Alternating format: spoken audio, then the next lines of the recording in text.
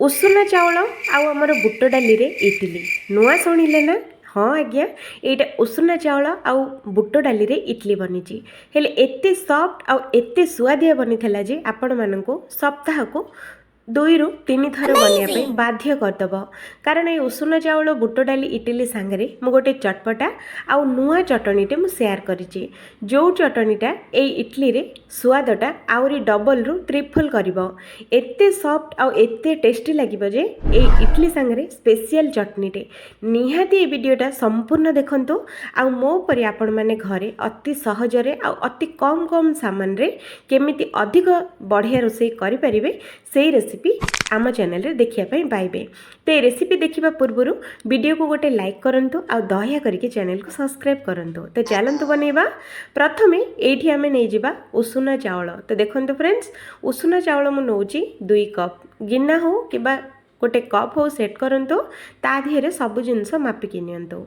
तो एठी देखंतु मु नेछि उषुना चाउल जोटा कि आम घरे भात रोषेई हुए। तो ये भल कि देखंतु फ्रेंड्स, तापरे एठी आमे सेई कप रे मापिकी एठी आमे दबा आधा कप बुट डाली। तो देखि पारथुबे। तो सांगरे एठी मु गोटे चामच बड़ चामच रे गोटे बड़ चामच एठी मु दोची बिरी न देले भी चलिबो, ऑप्शनल अछि। तो ये आम कौन करवा आधा चामच मेथी देकी आको पानी देकी 2 ରୁ 3 थर भल भाव धोईदबा। कारण ये न धोइले बिल्कुल भल लगे। तो से आमको 2 ରୁ 3 थर बढ़िया से धोइबार अच्छी।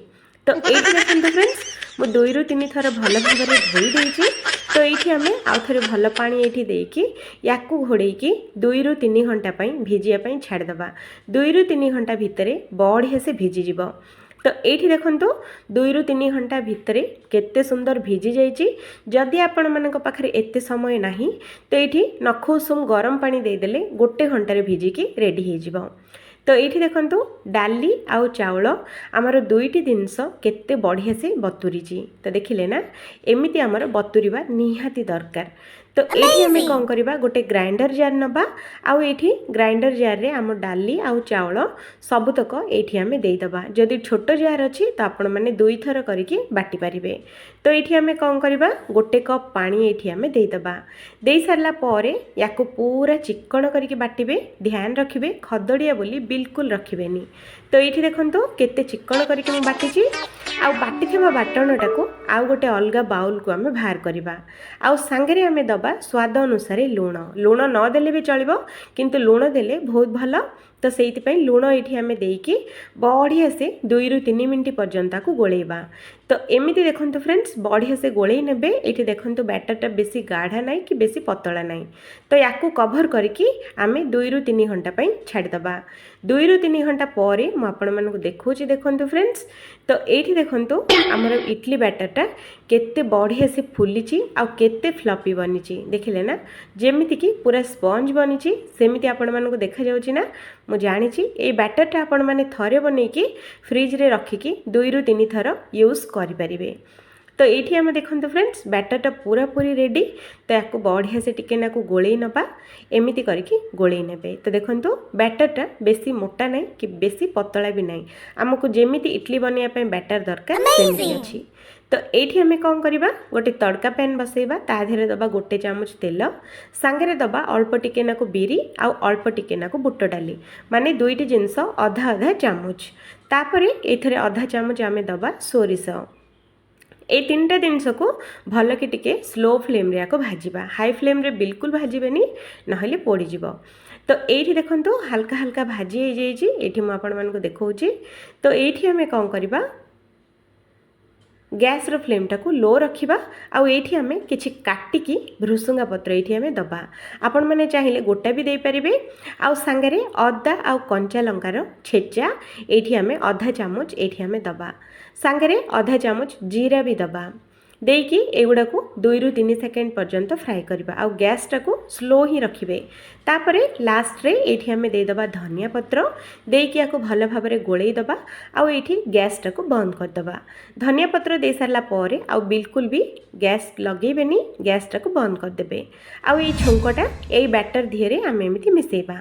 तो देखंतु फ्रेंड्स, एमिति करके याको पकई देबे। तो ये टिके नाकु छुंकटा बलिकी रखंतु मु आपण मानकु आगु को कहबी कौन करा जिवो।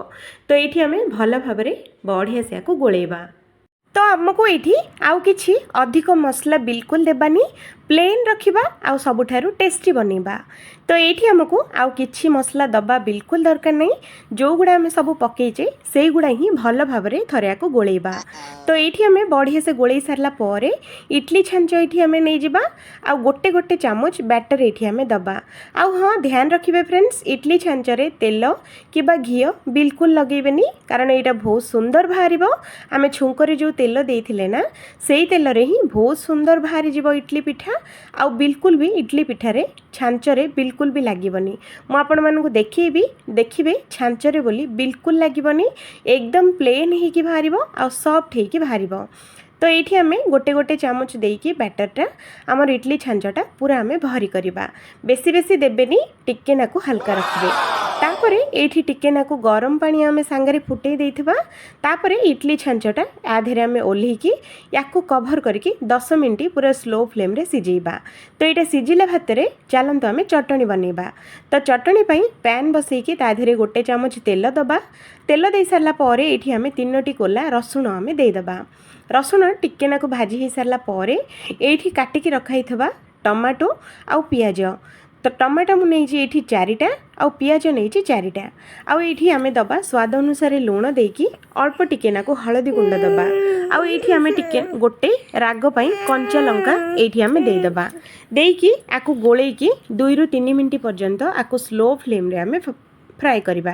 या बेसी सिझेबेनी कि बेसी भाजबेनी, मुझे जेमिति देखौछि सेमिति जदि बनैबे तो अधिक टेस्टी सांगरे अधिक सुआदिया भी लागिबो। आउ याकु बढ़िया से गोले सारा पर याकु कभर करके 2 ରୁ 3 मिनिट पर्यंत आकु पूरा स्लो फ्लेम रे सिझेबा।